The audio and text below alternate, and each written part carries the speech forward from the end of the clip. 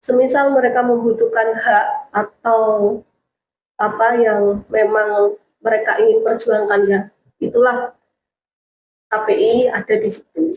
Bagaimana KPI bekerja sama pemerintah untuk melibatkan perempuan di situ, seperti itu.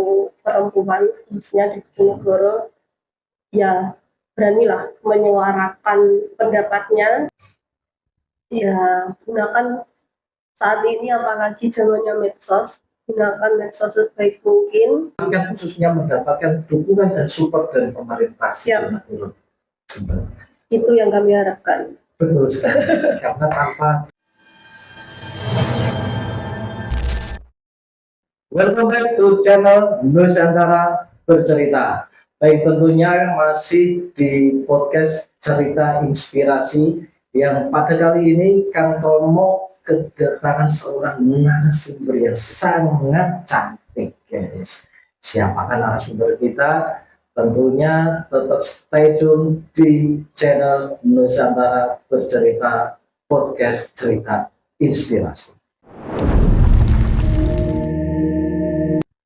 Baik, siapakah narasumber kita pada kali ini? Seorang perempuan yang sangat cantik, yang dia aktif di sebuah organisasi tentunya di bidang perempuan. Langsung saja kita sambut Mbak Al. Selamat datang Mbak Al Ya, di terima kasih, Mas. Nusantara Bercerita, di Cerita Inspirasi. Mbak Al menjadi seorang perempuan yang sangat menginspirasi bagi Nusantara Bercerita ini, khususnya untuk bulan Nusantara Bercerita ini. Oke, siap. Mbak, sebelum kita membahas tentang perjalanan karir atau perjalanan aktivitas Mbak Al sebagai seorang aktivis bidang perempuan, kamu ingin tahu dulu profil dari Mbak Al ini apa sih dan dari mana, berasal dari mana? Kalau profil saya, kalau alamat Mas ya, berasal dari Desa Mumpak Dalem. Kalau keseharian biasa dipanggil dengan nama kecil Al. Nama kecil? Al itu nama kecil, bukan besar. Oke. Nama kecil Al. Keseharian dipanggil itu. Kalau aktivitas sehari-hari ya masih di organisasi perempuan, masih aktif di organisasi perempuan di KPI, Koalisi Perempuan Indonesia. Dulu waktu mahasiswa juga ikut di organisasi GMNI, Gerakan Mahasiswa Nasional Indonesia. Jadi pas jadi mahasiswa di GMNI juga sekaligus ikut di organisasi perempuan juga, di Koalisi Perempuan Indonesia. Oh gitu ya. Berarti sudah lama ya Mbak Al? Iya, sudah lama. Aktif di keorganisasian. Alhamdulillah, sudah lama. Mahasiswa dan juga organisasi yang umum masyarakat. Apa sih yang mendasari Mbak Al ini untuk terjun dan aktif di bidang aktivis perempuan? Kalau dulu awalnya kan memang ikut organisasi mahasiswa, terus memang kalau di organisasi perempuan memang ada saudara di situ jadi pengurus KPI juga. Jadi awalnya memang ikut saudara, terus ketertarikan itu kok lama-lama enak juga ikut organisasi, iya nyaman, berbaur sama banyak orang, terus ketemu banyak orang di desa, mendengar cerita mereka, jadi yo enak juga Mas ikut organisasi seperti itu, organisasi perempuan. Apalagi kalau ngomong KPI kan di KPI itu anggotanya di setiap desa, tapi nggak semua desa. Kalau di KPI, kalau di KPI Bojonegoro itu ada beberapa kecamatan yang memang fokus menjadi anggota kita, menjadi pengkaderan kita. Kalau di Kabupaten Bojonegoro sendiri itu ada Kecamatan Trucuk, Ngasem, Kota, sama Sugiwaras. Sementara baru ada 4 kecamatan fokus anggota kita di situ. Oke, jadi memang Mbak Al ini aktif di bidang KPI, Koalisi Perempuan Indonesia, yang di Bojonegoro, perwakilan Bojonegoro. Iya. Tadi kan nama kecilnya kan Mbak Al. Iya. Terus nama besarnya? Ada nama lengkapnya. Oh, nama lengkapnya ada. Siapa? Nama lengkapnya Alrotu Nikmah. Kalau nama di medsos Alia Nikmah. Alia Nikmah. Iya. Oke. Berasal dari Desa Kompak Dalam, Kabupaten Bojonegoro yang dulu Kopi Nusantara ya. Siapa tahu ini tetangganya teman-teman dulu Nusantara ya kan. Banyak, pasti banyak yang kenal. Pasti banyak yang kenal. Ya. Bisa share hello, mungkin apalagi yang perempuan-perempuan ya kan bisa langsung apalagi yang di warung kopi pasti juga banyak yang tahu saya. Oh gitu ya, sering nongkrong di warung kopi berarti gitu. Iya. Iya, jadi memang itu Mbak ya, Mbak Al sudah aktif di sebuah organisasi mulai semenjak SMA gitu ya, dan menemukan sebuah kenyamanan di organisasi KPI ini karena memang memperjuangkan hak-hak seorang perempuan gitu ya. Iya. Terus bagaimana perjalanan Anda dalam aktivis perempuan yang sedang Mbak Al jalani sekarang? Kalau perjalanan dari dulu ya memang apa ya, kalau KPI kalau untuk saat ini masih vakum. Dulu memang kita tahun berapa itu 2011 sampai tahun 2019 memang aktif-aktifnya Mas. KPI sering membuat kegiatan juga kalau di kecamatan itu namanya Balai Perempuan.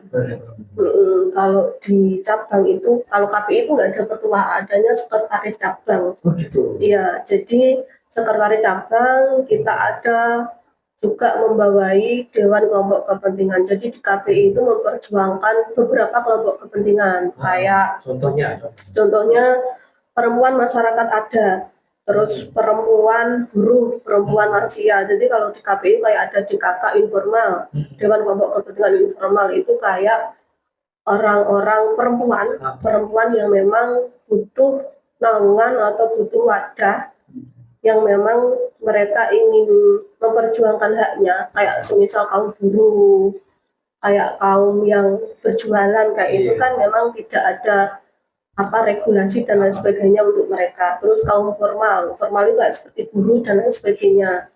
Jadi semisal mereka membutuhkan hak atau yang memang mereka ingin perjuangkan, ya itulah KPI ada di situ. Sebagai wadahnya. Iya, sebagai wadahnya perempuan yang butuh memperjuangkan haknya.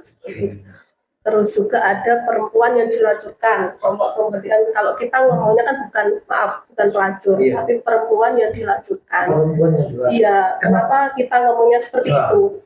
Karena kalau ngomong perempuan yang bekerja seperti itu, Mas, kadang memang tidak dari hati nuraninya sendiri.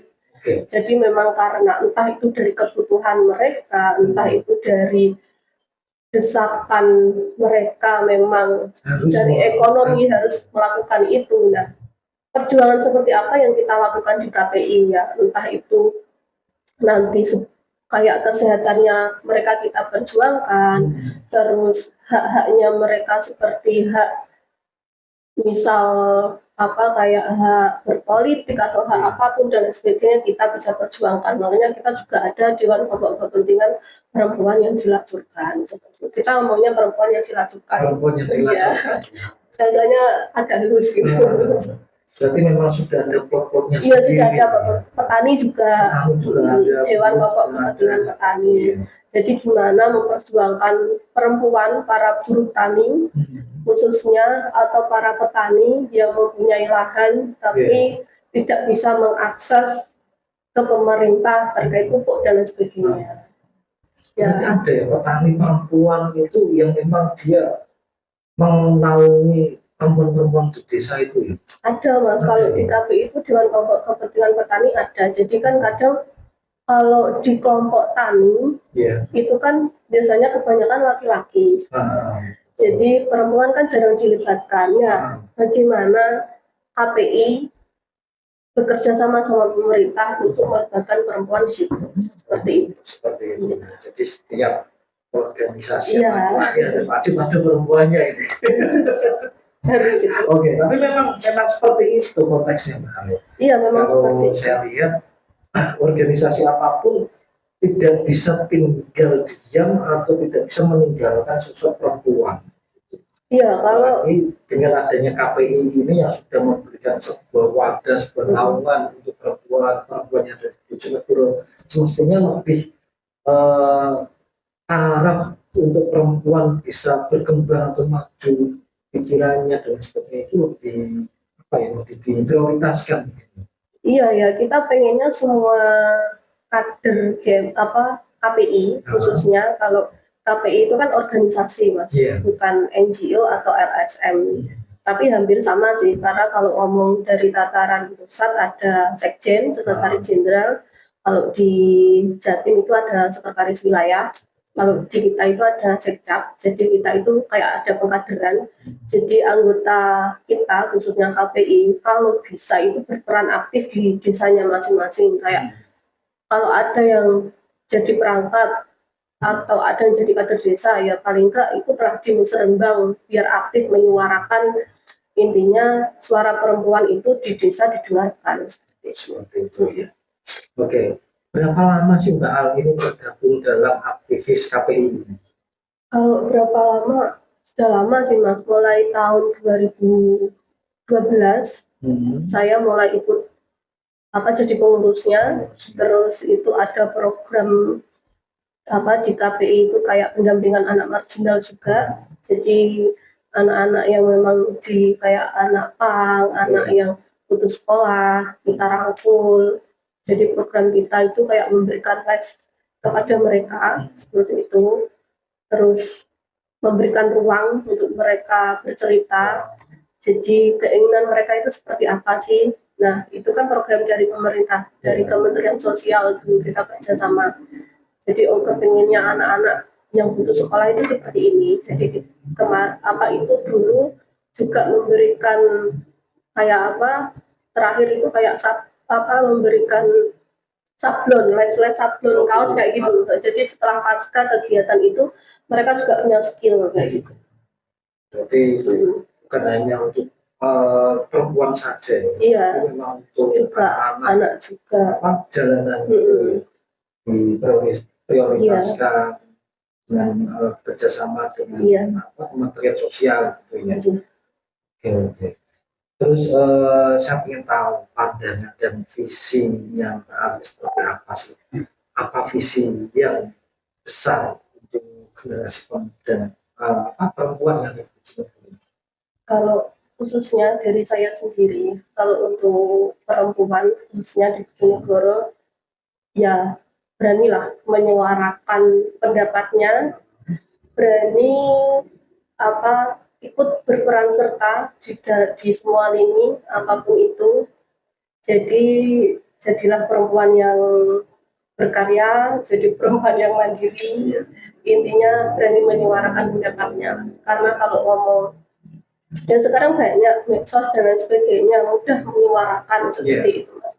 Tapi ya menyuarakan suara seorang perempuan itu seperti apa seperti itu. Jadi memang harus sesuai koridornya, menyuarakan seorang apa suara perempuan, apa seorang perempuan di pemerintahan juga, kalau bisa terlibat di dalam organisasi apapun gitu. Terus bagaimana Anda melihat para perempuan dalam menghadapi tantangan besar seperti perubahan iklim, pendidikan, atau mungkin teknologi yang sedang berkembang pada saat ini? Kalau perubahan iklim, kalau melihat apalagi kemarau ya, banyak, salah satunya itu pasti yang tidak terlepas perempuan jadi korban. Kenapa saya ngomong kayak gitu? Kalau ngomong kemarau kan semua kebutuhan air seperti masak dan lain sebagainya yang paling banyak merasakan kan perempuan. Itu salah satu perubahan iklim. Terus apa susah cari air bersih dan lain sebagainya untuk masak dan lain sebagainya. Dan laki-laki itu kadang yo cuma apa ya yo tahu nek kekeringan, tapi yang paling banyak memperjuangkan nyari air itu perempuan sebenarnya. Coba cek di desa-desa pasti kayak gitu mas, yang kekeringan. Jadi antrian yang apa kayak air bersih Hmm. pasti banyak perempuannya Pasti juga. banyak. Ya karena laki-laki mereka punya tanggung jawab Nah, suami bekerja itu tadi. oke. Karena mungkin mereka siang hari itu bekerja ya kan, jadi yang di Tapi rumah yang pasti- yang paling ya nggak menyalahkan laki-laki juga. Tapi intinya ya saling merasakan. Tapi Saling paling merasakan. mendasarkan yang paling merasakan juga perempuan kayak kebutuhan rumah tangga Iya. seperti air kan, mencuci baju, air bersih, masak dan lain sebagainya. Perempuan lagi yang merasakan Iya. seperti itu. Terus terkait ini pendidikan dan teknologi. Kalau ngomong pendidikan, kalau untuk di zaman sekarang kan memang sudah banyak perempuan yang berpendidikan Tinggi. tinggi. Ah, Tapi kita juga apa tidak terlepas dari perempuan yang masih di desa-desa untuk mengakses ke jenjang pendidikan tinggi juga masih banyak yang kurang juga. Apalagi kalau ngomong patriarki, terus gak usah sekolah dur, mas muai sekolah dur. Nah, hal seperti itu sebenarnya masih terjadi kalau di desa-desa ya seperti itu. Berapa persen kira-kira perempuan yang ada di Bojonegoro ini yang pendidikannya itu masih di bawah rata-rata? Kalau ngomong persentase, saya juga kurang tahu sih mas kalau ngomong persentase berapa persennya. Tapi kalau dibilang berapa persen ya mungkin 30-an persen atau 40% itu masih ada. Apalagi sekarang fenomena pernikahan di bawah umur, pernikahan anak juga masih tinggi di Bojonegoro seperti itu. Apalagi sempat viral gitu. Iya. Ya, jumlah 15.000 tak berapa Ya. itu kan. Ada datanya. Se-Jawa Timur loh. Iya, itu banyak. Nah, karena apa ya, kembali lagi kan kalau ngomong sekarang kita kaitkan dengan teknologi, anak-anak zaman sekarang kan gimana ya, sudah melek teknologi tapi malah disalahgunakan. Terus ya dari orang tuanya itu daripada pacaran aja wis mending dinikahkan. Nah, mindset seperti itu kan malah kadang apa kayak anak korbannya. Tapi disiap-siapin. Iya kayak si perempuan kan yang memang mereka belum siap. Jadi mau ngomong tidak kan nggak berani karena ya memang kesalahannya mereka sendiri berpacaran dan lain sebagainya. Tapi mereka mau speak up, saya belum siap dan lain sebagainya. Tapi orang tuanya sudah pengen mereka nikah. Nah, akhirnya yang membuat pendidikan perempuan itu tersendatnya dari situ. Apalagi kan kalau ngomong maaf hamil di luar nikah kan alasannya banyak itu. Iya. Makanya itu. Janda-janda di Bojonegoro ini sekarang hubungannya. Ngaruh juga loh mas. Sangat berpengaruh. Iya sangat berpengaruh. Saya baca itu. Ya ini sampai masuk berita nasional ini. Iya. 15.000 tak berapa puluh ribuan. Jadi ada kan ada di salah satu kecamatan, tidak bisa saya sebutkan itu kan memang ya namanya kayak masih percaya kayak di masyarakat adatnya gitu. Terus gak usah sekolah dulu terus percaya weton dan lain sebagainya dinikahkan aja. Jadi umur ya setelah lulus SMP dan lain sebagainya itu sudah dinikahkan. Iya, setelah lulus SMP itu sudah banyak yang dinikahkan. Nah, kita kan juga peran dari PA sendiri atau salah satu pemangku penting kebijakan, nah itu kok bisa diloloskan gitu loh, seperti apa gitu. Ini PR ya buat kamu gini, pesan loh ini. Jadi kalau bisa ya saling bekerja sama. Iya, saling bekerja sama. Ya ini sebenarnya PR kita bersama. Jadi supaya tapi paling nggak yang membuat kebijakan kan harus lebih tegas lagi agar tidak terjadi banyak atau tidak dibayar banyak di negara ini. Dispensasi kan mudah sekali tuh mas, kayaknya didapatkan untuk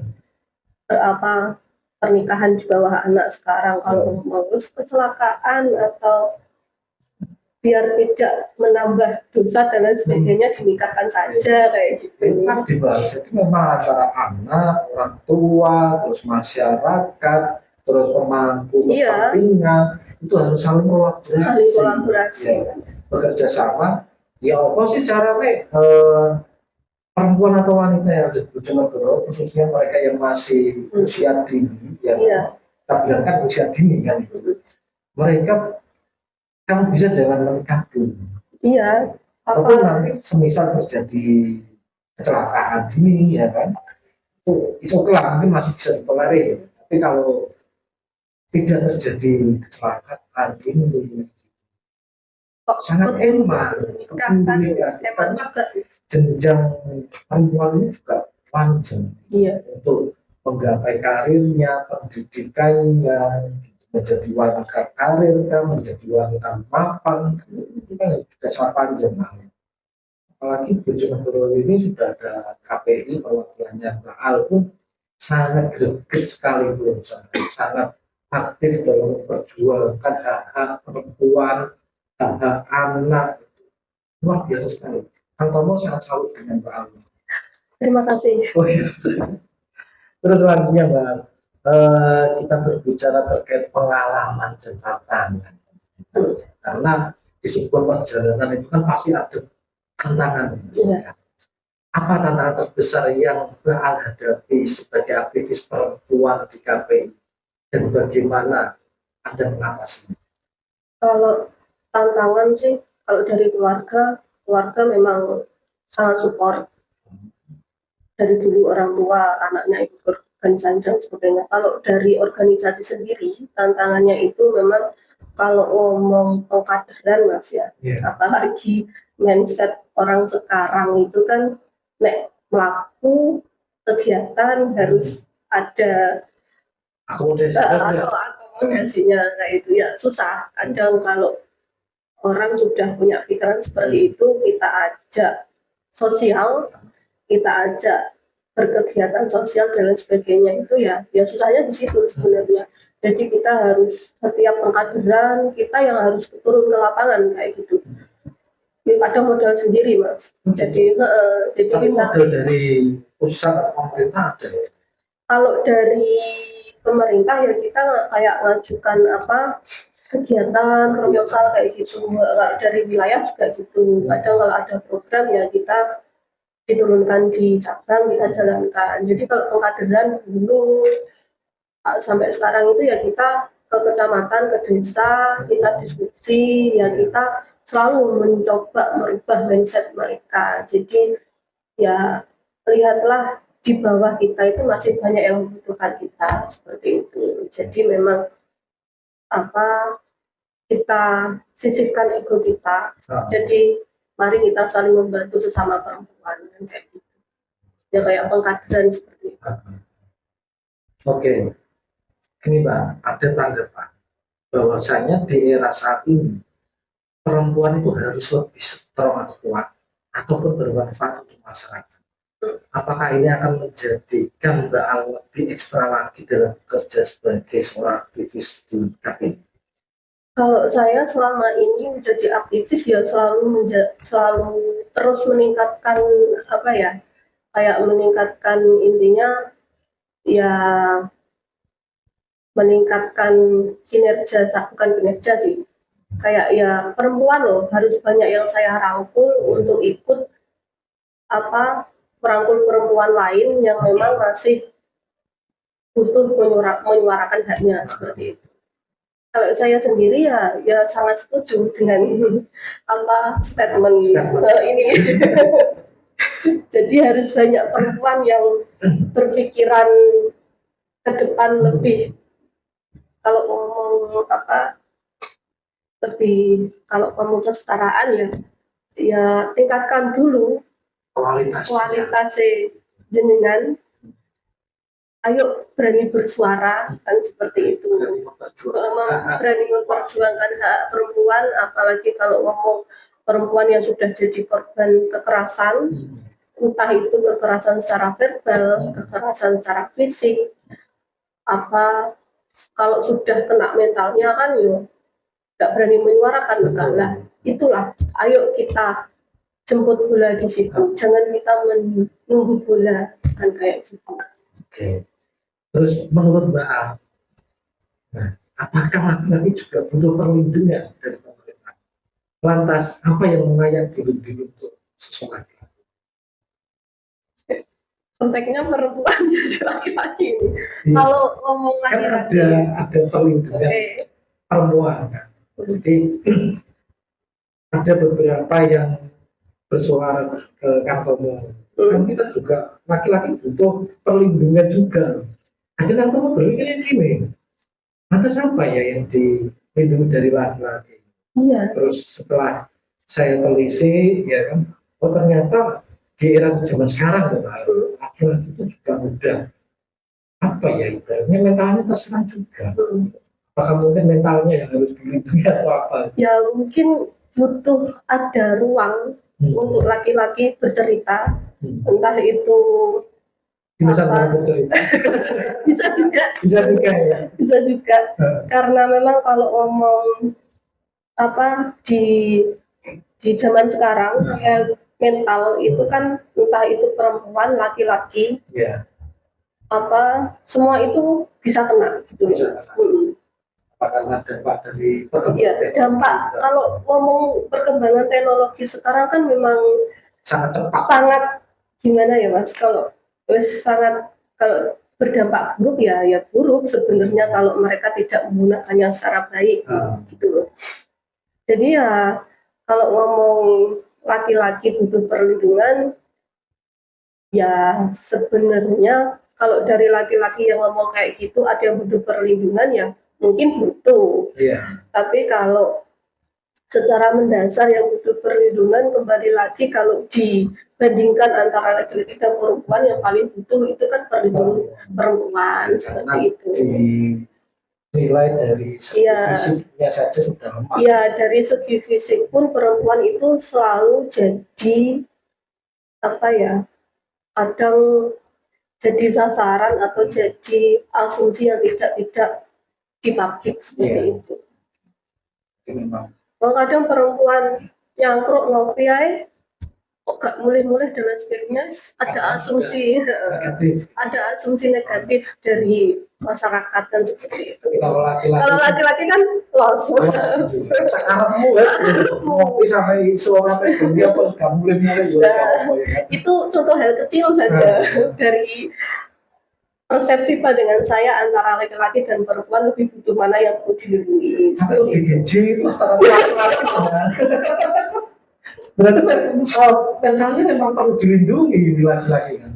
Ya, karena tadi kan sudah saya singgung di depan kalau ngomong mental health untuk saat ini semua pasti bisa kena. Kalau ngomong perkembangan zaman saat ini. Ya kalau saya melihat memang dari perkembangan teknologi. Perkembangan teknologi yang itu sangat cepat, ya kan? Terus apalagi kita kan di 4.0 ya, produksi dan teknologinya itu perkembangannya sangat cepat sekali. Akhirnya membuat masyarakat baik itu di kalangan pemuda, baik itu di kalangan orang dewasa, remaja, cara berpikirnya, cara pandangnya itu juga cepat. Iya. Ada yang mengambil cara pandang dengan cepat atau instan, ada yang mereka mau belajar. Ya kadang kan kalau melihat postingan di medsos apapun itu ada yang menelan mentah-mentah postingan itu, ada yang memang ditelisik lebih dulu, dipahami lebih dulu ini benar apa enggak kan seperti itu Mas. Tapi kebanyakan sekarang kan lebih banyak mana ya hal seperti itulah lebih banyak yang ditelan mentah-mentah atau yang dicari di cross check lebih dulu. Kadang orang kan tinggal lihat sekilas, oh ya ini malah jadi bahan gunjingan dan lain sebagainya seperti itu. Betul. Jadi makanya adanya channel Nusantara Bercerita ini membuat Guru Nusantara Bercerita itu lebih kita ajak untuk berpikir maju, Monggo cerita di sini semua ya. Jadi silakan kalau jenengan belum sadar bercerita, mau bercerita di sini Bisa, bisa langsung. apapun itu, Apapun itu. jagongan di sini. Jagoan di sini ada cerita inspirasi, ada ngopi pahit, ada mau yang mistik, goib-goib pun juga Ya, ada. ada. Kalau mau menceritakan suatu hal yang membuat pikiran Anda, Nah, yang penting apa? Tidak berpikir stres gitu ya. iya, Daripada kita pendam sendiri, ya kan? Akhirnya jadi biji-biji tadi di jalan. kayak buka psikolog. Psikolog gitu Laris, ya. Mas. Cuma saya bukan jurusan psikolog. Oh iya, itu loh susah ya. Saya jurusannya marketing. Oke, sebelum kita lanjut, Mbak, kita nikmati secangkir kopi dari Kopi Nusantara, Oke, sponsor kita yang selalu sudah tak menemani. nikmatin Sudah dinikmati ya, dari tadi. Jadi Kopi Nusantara ini memiliki berbagai macam varian kopi, Mbak. Mulai dari Sabang sampai Merauke. Kopi di seluruh Nusantara Indonesia ini ada semuanya di Kopi Nusantara. Tentunya alamatnya itu di Desa Nemo, Kecamatan Dandir, Kabupaten Bojonegoro.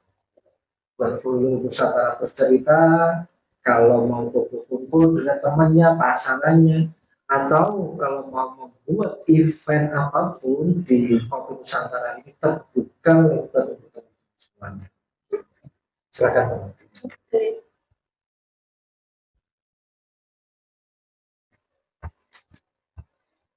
Baik, kita lanjut Mbak ya. Tadi tentang pengalaman dan tantangannya Mbak Al yang sudah dihadapi di luar sana. Terus sekarang tentang keterlibatan generasi muda, Mbak. Karena kita masuk generasi muda atau tua? Kalau kita suka muda lagi tuh, Mas. Kelahiran berapa? Setengah muda, setengah tua gitu ya. Kalau Gen Z kan Tahun 2000-an. 97 sampai 2008. Oh, gitu. Heeh. Terus kalau Kalau milenial, 97 ke bawah itu milenial. milenial. Heeh. Terus 80, Masih udah kalah lagi kita ini. Oke, kita lanjut. Ini Mbak, banyak perempuan ataupun pemudi yang kurang greget untuk mengikuti sebuah organisasi atau mungkin aktivis perempuan. Apa langkah konkret yang akan Mbak lakukan untuk melibatkan mereka? iya, itu salah satu PR dari kita juga, Mas. Apalagi kalau ngomong apa anak-anak zaman sekarang kan lebih ke instan, lebih ke pragmatis juga.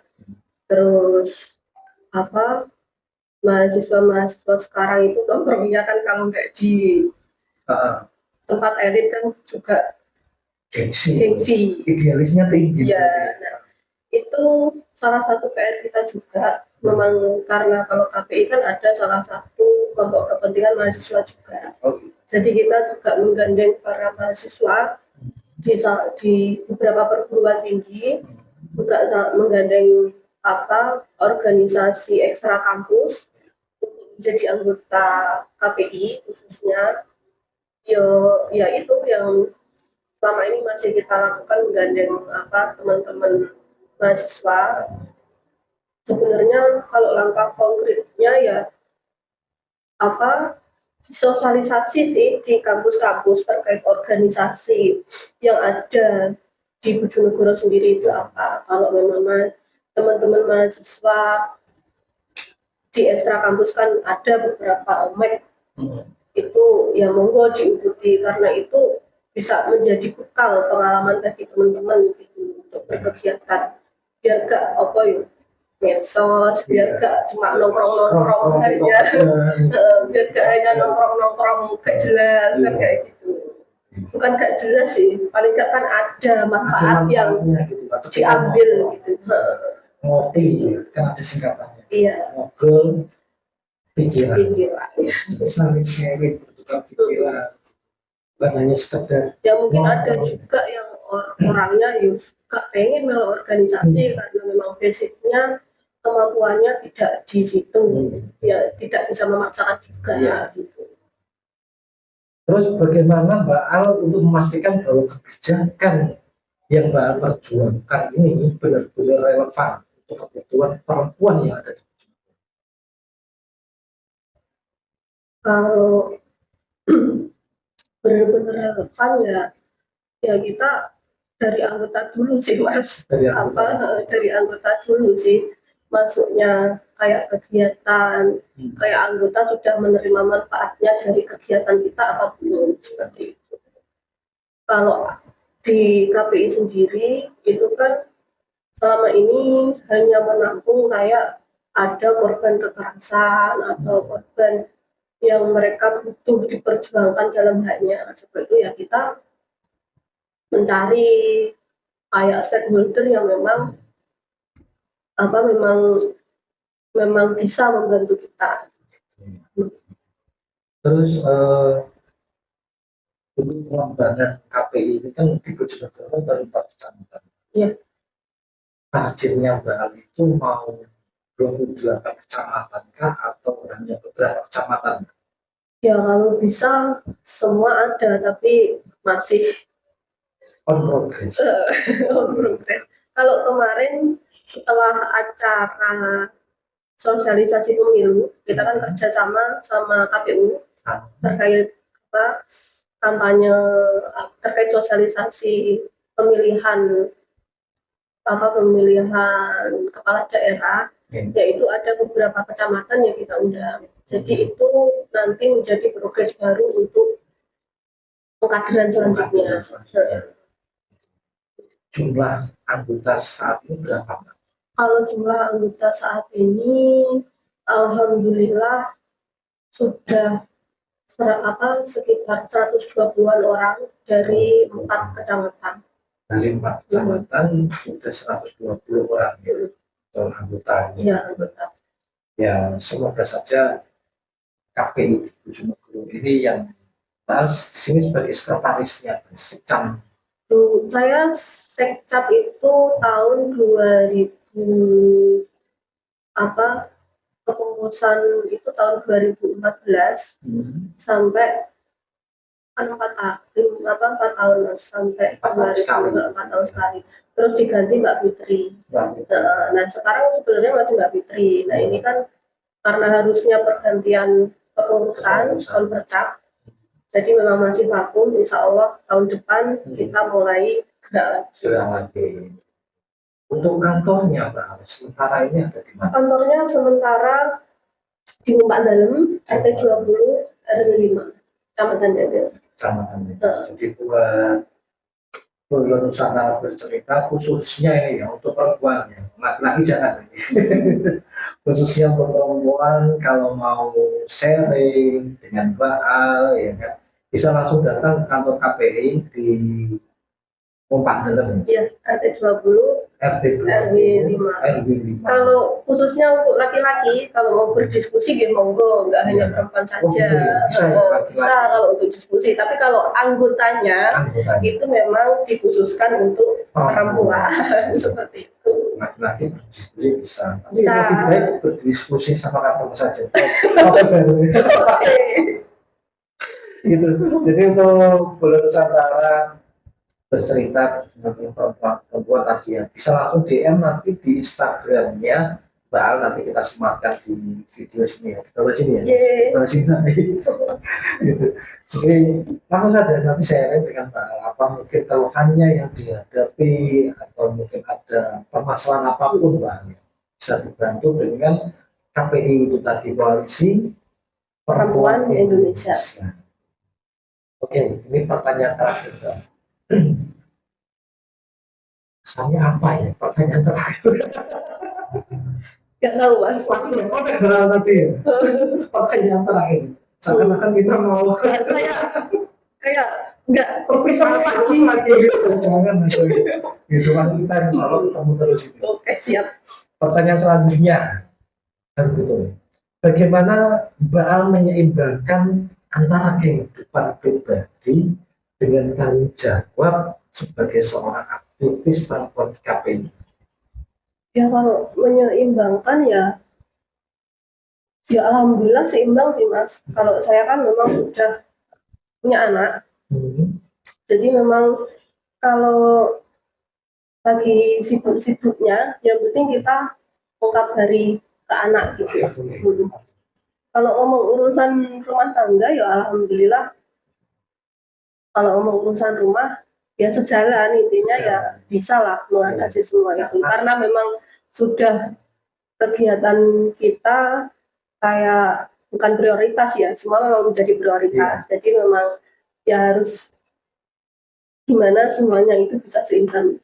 Manajemen waktunya itu benar seimbang, balance antara kegiatan organisasi dan keluarga. Apalagi keluarga juga mendukung, organisasi juga mendukung, jadi akhirnya berimbang.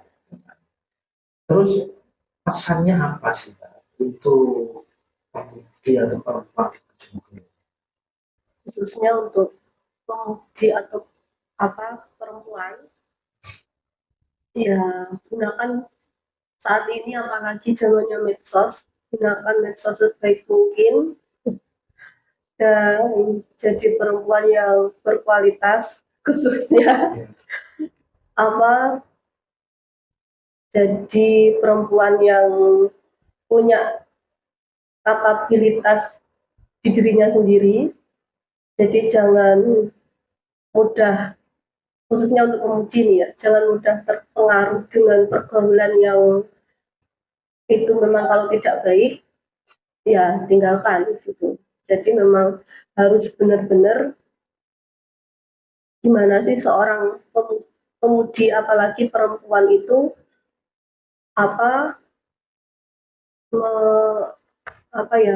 kayak kualitasnya itu ditingkatkan lah sebagai seorang perempuan, kayak ikut organisasi, kayak ikut kegiatan yang lebih bermanfaat.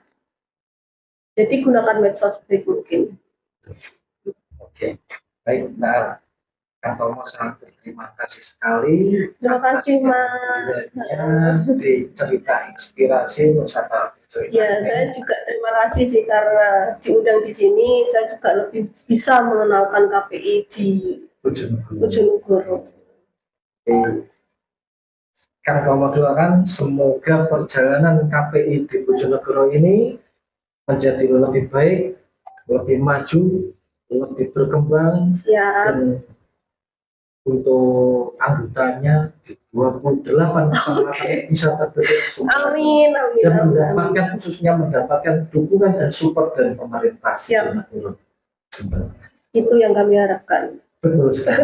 Karena tanpa dukungan dan support dari pemerintah, semua dukungan dari beberapa pihak memang tidak bisa berjalan. Betul sekali. Terima kasih banyak. Sukses selalu buat Mbak Al dan organisasi KPI-nya. Baik, itu tadi perbincangan kita, cerita inspirasi Nusantara Bercerita dengan Mbak Al, seorang aktivis KPI di Bojonegoro atau Koalisi Perempuan Indonesia yang berada di Bojonegoro.